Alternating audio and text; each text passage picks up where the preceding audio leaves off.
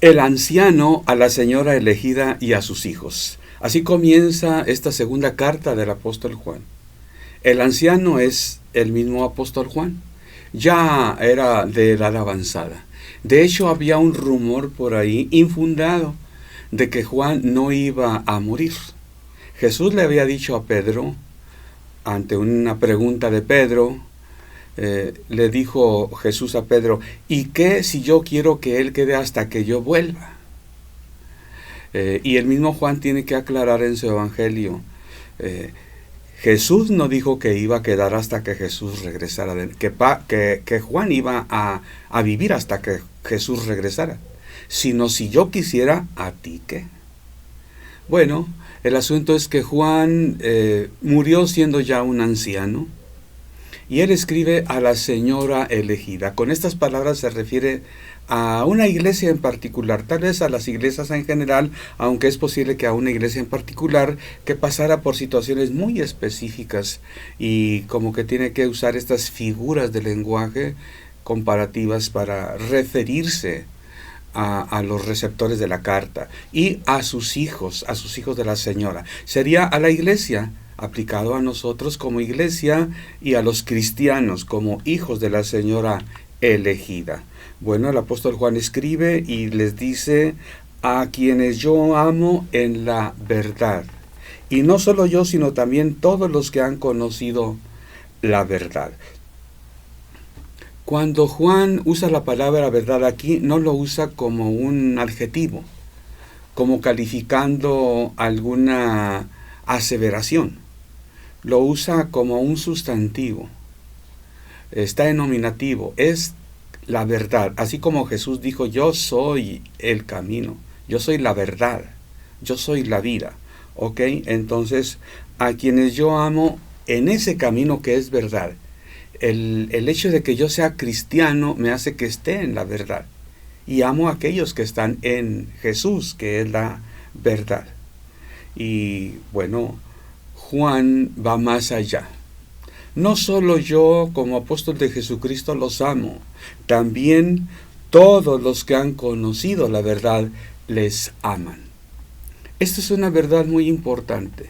El cristiano debemos de tomar en cuenta, muy en cuenta esta verdad. Por un lado debemos amar a los que están en Jesucristo, también como nosotros, que estamos en la verdad. Camino, verdad y vida. Dice también el apóstol, ahora permanecen la fe, la esperanza y el amor. Estos tres, pero el mayor de ellos es el amor. Bueno, el cristiano debe vivir en esta atmósfera. ¿Por qué? El apóstol lo dice, a causa de la verdad que permanece en nosotros. ¿Por qué es que debemos de ser capaces de amar?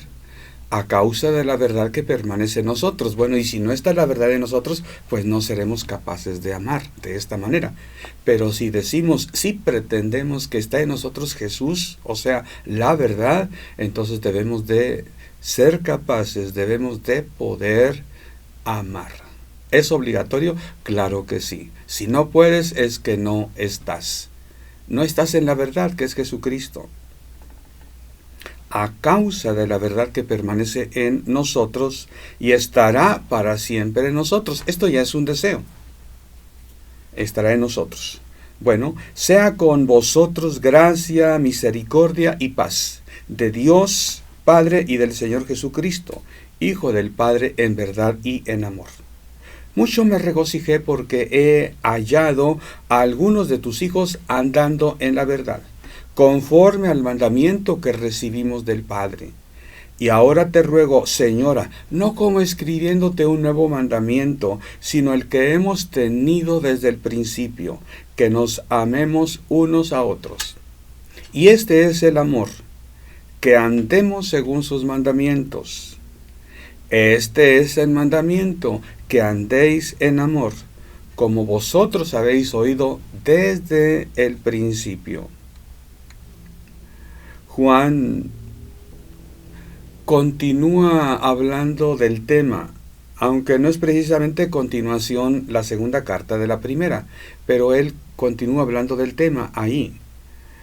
Esto me parece a mí sobresalientemente importante porque ya escribió una carta. Habla extensamente del amor en el capítulo 1, en el 2, en el 3, en el 4 y en el 5. Y escribe otra carta. Imagínate, hermanos, recibimos una carta del apóstol Juan. ¡Ah, qué bien, qué bueno! ¿Y qué nos dice? Que nos amemos unos a otros. Otra vez podría pensar alguien, pero eso ya no lo dijo muchas veces. ¿Verdad que es importante? Escribir una carta antes no era como poner como dicen algunos, un WhatsAppito. No era como poner un mensaje electrónico. Costaba mucho trabajo y dinero y pasaba mucho tiempo para que alguien recibiera una carta, un recado, un mensaje.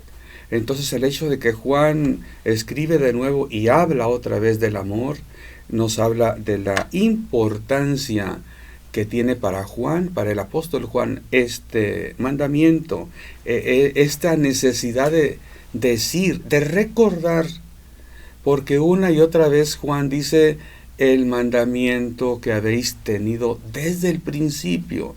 No es un mandamiento que se desconozca, no es un nuevo mandamiento, es el mandamiento antiguo que habéis tenido desde el principio, por si hubiera alguna duda. Bueno, y Juan como que en este momento habla de por qué podemos amar de la manera en que Dios lo pide, porque a causa de la verdad que está en nosotros. Si Cristo está en nosotros, podemos amar. Es diferente si Cristo no está en la persona. Dios espera que esta verdad esté siempre en nosotros. Bueno, el saludo de Juan, la bendición de Juan, es como la que todos aquellos que enseñamos, que compartimos, que predicamos la palabra de Dios, debe ser acompañada siempre de la bendición, porque Dios nos da para que bendigamos, dice, te bendeciré y para que seas bendición. Bueno, sea con vosotros gracia, misericordia y paz. No es simplemente que la estén pasando bien. Que sea con ustedes, que sea un hecho, que ustedes puedan experimentar, recibir, estar inmersos en la gracia y la misericordia de Dios Padre y del Señor Jesucristo, del Dios de paz. Y la paz la vamos a encontrar en todas partes. Bueno, ya desde el Antiguo Testamento, precisamente el salud, Shalom Aleichem, Aleja Shalom, el intercambio de saludos unos y otros. La paz de Dios sea con ustedes. Así Jesús saludaba a sus discípulos. Juan ha encontrado en los últimos meses, años tal vez, algunos cristianos ya conocidos de tiempo de esta iglesia a la que está escribiendo. Y para escribir su carta hace referencia a ese hecho de que me encontré con algunos cristianos de vuestra iglesia, fieles en la verdad. Utiliza estas agradables experiencias de haberlos encontrado para abordar el propósito de la carta. ¿Cuál es el propósito de la carta? Efectivamente, exhortar a los hermanos a permanecer en la verdad. La Biblia nos habla de la verdad una vez recibida. Bueno, ahora se trata de que permanezcamos en la verdad. Permanezcamos en Jesucristo, camino, verdad y vida. Esto era muy importante porque entonces, como hoy, ha habido personas que no han permanecido en la verdad, que se alejan del camino que lleva a vida eterna, que es Cristo Jesús. Por eso dice en el versículo 5 Juan, dice, y ahora te ruego, Señora, puesto que me encontré algunos hijos tuyos que andan en la verdad, lo cual me trajo mucha alegría. Por eso ahora te escribo lo siguiente, no como si fuera un mandamiento nuevo, sino el que hemos tenido desde el principio, que nos amemos unos a otros. Entonces, a un cristiano no le cuesta mucho trabajo amar a todos los demás. ¿Por qué? Porque recién ha experimentado el amor de Dios, que perdona, que liberta, que da salud, que trae salvación, de manera que hay gozo, ha sido lleno del Espíritu Santo. El amor que es fruto del Espíritu fluye y aún puede amar al enemigo, como es un mandamiento también, que amemos a nuestros enemigos. Aunque, si bien no le cuesta trabajo a un nuevo creyente, a un cristiano que ya tiene años, hay veces que sí, nos cuesta trabajo amar a todos, como la palabra de Dios nos lo manda. ¿Por qué? Debiera ser diferente, al paso de los años debiera ser más fácil amar a todos. Y muchas veces así es, en muchos casos, pero en otros no. ¿Cuándo no? ¿Por qué? Me atrevo yo a concluir que es porque una cosa es que sintamos el amor de Dios y que digamos, me siento feliz y dichoso, ok, por la experiencia que tuvimos. Pero cuando procesamos en nuestra mente lo que hemos experimentado, hay veces que nos asalta la duda. Juzgamos lo que sentimos, juzgamos lo que experimentamos y hay veces que llegamos a dudar. ¿No me habré equivocado? Tal vez me emocioné, exageré. Como que al principio le decía a todos que los amaba y ahora como que lo pienso un poquito. ¿No me veré un poco ridículo? ¿No pensarán que estoy exagerando o que estoy mintiendo? Mejor no. O en el peor de los casos, fulanito no merece que yo lo ame, porque él no me ama, no se ve que ama. Él es convenenciero, él como que no entiende, ¿no? Y juzgamos lo que en un principio experimentamos el amor de Dios y qué maravilla, pero cuando lo pensamos como que va contra las reglas, los protocolos comunes, humanos. Claro que es diferente, dice la Biblia que el espíritu y la carne se oponen entre sí, de manera que muchas veces no hacemos lo que la palabra de Dios nos dice. Creo yo que por eso Juan insiste, el mandamiento que hemos tenido desde el principio. Y aquí no se trata de que amemos al enemigo. Una cosa es amar al enemigo. ¿Qué querrá decir eso? Juan, la predicación anterior decía, Juan, aparte de teólogo, es pastor. Él aplica a las ovejas el mensaje de manera que lo puedan llevar a la práctica. No se trata de hacer teología, hacer filosofía, hacer doctrina, escribir, mandar.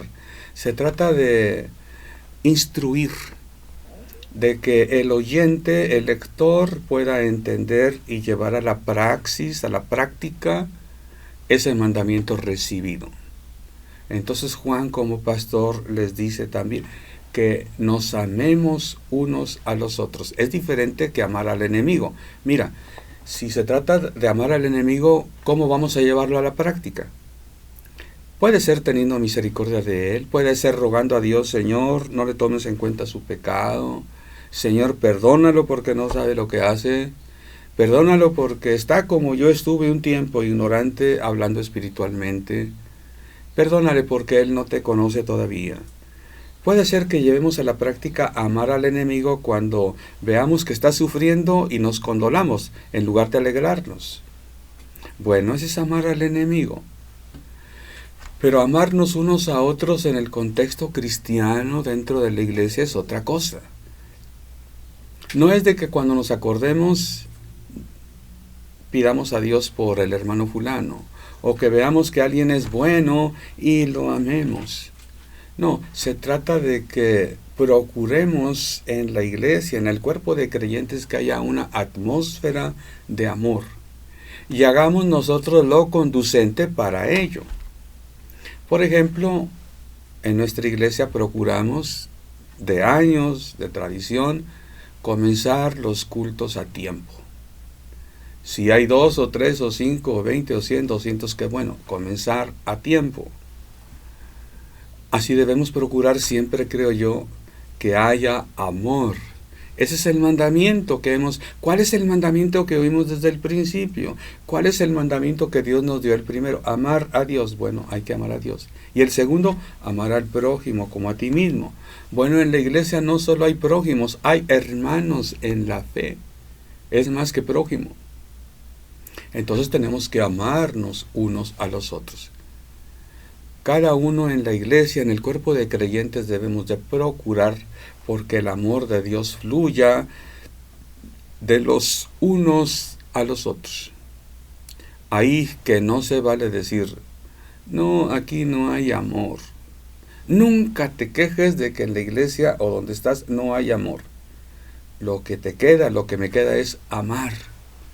Si no hay amor, tal vez por eso Dios te mandó ahí, porque si tú eres todo amor, hermano, tú eres el conducto para que los hermanos entiendan ese mensaje de amar unos a los otros.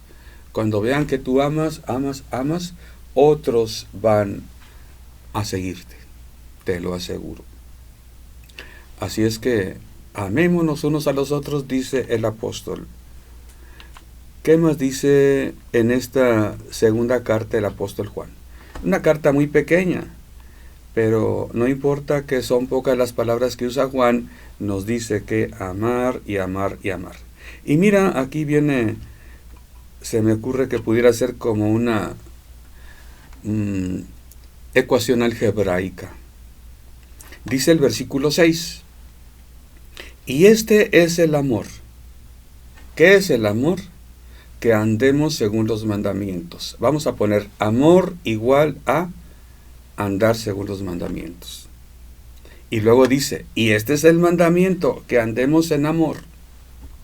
Otra vez, amor igual a andar en los mandamientos. Mandamiento es andar en amor. Y ahí, como en las fórmulas de multiplicación algebraica o de suma, el orden de los factores no altera el producto. Tú puedes decir que amar es guardar el mandamiento y también puedes decir que guardar el mandamiento es amar. Bueno, así lo presenta Juan en el párrafo número 6. Jesús dijo que la ley y los profetas se resumían en amar a Dios y en amar al prójimo. Esto podríamos llamar en biología se habla de ecología. Es esa área de la biología que estudia la relación de los seres vegetales vivos, la afectación de unos a otros, los ecosistemas y en fin. Creo yo que el amor es algo así como una especie de ecología espiritual. ¿Cuál sería la palabra? De momento no se me viene, porque no se trata de aplicarlo a la biología, sino a los seres vivos, humanos, espirituales también. Bueno, voy a buscar para ver qué frase acuño por ahí. Equivalente a la ecología, pero aplicado a lo espiritual. Si no hay amor, va a haber una pérdida en todo el sistema cristiano espiritual. Es eso, comparado con lo que es la ecología, el sistema, la economía cristiana, así como Dios nos la ha dado. Economía espiritual para la iglesia. Va a haber una pérdida, como si no hubiera agua. Imagínate un lugar en la naturaleza donde no hay agua, o donde no salió el sol, o donde no hay minerales, donde no hay nitrógeno en la tierra. Bueno, esos ecosistemas sufrirían. Así es una iglesia donde no hay amor. Pero otra vez, no se trata de amar al prójimo, al que está lejos y que oremos por él. No, se trata de que en la comunidad cristiana se respire, así como se respira el oxígeno, se respire el amor de Dios. Ese es el propósito de este mandamiento que Juan lo recuerda y lo vuelve a recordar. Por algo el apóstol Pablo en la primera carta a los Corintios, capítulo 13, nos dice: si yo hablase lenguas humanas y angélicas y no tengo amor, vengo a ser como metal que resuena, o como un címbalo que retiñe. Y si tuviese profecía, y entendiese todos los misterios y toda ciencia, y tuviese la fe de tal manera que trasladase los montes, y no tengo amor, nada soy. Y si repartiese todos mis bienes para dar de comer a los pobres, y si entregase mi cuerpo para ser quemado, y no tengo amor, de nada me sirve. Aquí se menciona la fe, las buenas obras, las manifestaciones de poder, pero sobre todas ellas el apóstol Pablo dice está el amor, el amar a Dios como Él nos lo manda. Qué importante es. Bueno, Juan ha mencionado desde el versículo 1, permanece en los mandamientos. Ahora dice que si el párrafo 9 dice así: cualquiera que se extravíe y no persevera en la doctrina de Cristo no tiene a Dios. El que persevera en su doctrina, ese sí tiene al Padre y al Hijo. Ya nos ha dicho que permanezcamos en la verdad. Ahora dice que perseveremos en la doctrina de Cristo. ¿Y cuál es la doctrina de Cristo? ¿Sabías que Cristo tuvo una doctrina? Aquí Juan, el apóstol amado, lo dice. Claro que sí, Jesús tuvo mandamientos y tuvo doctrina y dijo que hiciéramos y guardáramos. Y la palabra de Dios nos dice que cumplamos así la ley de Cristo. Entonces aquí se trata de que perseveremos en la doctrina de Cristo. ¿Cuál es esa doctrina de Cristo? Bueno, que nos amemos unos a los otros. Y si es así, entonces perseveramos en la doctrina de Cristo y estamos mostrando que permanecemos, que tenemos al Padre y al Hijo. Bueno, la doctrina de Cristo, los mandamientos de Cristo, el amor de Cristo deben permanecer en el cristiano y en la iglesia.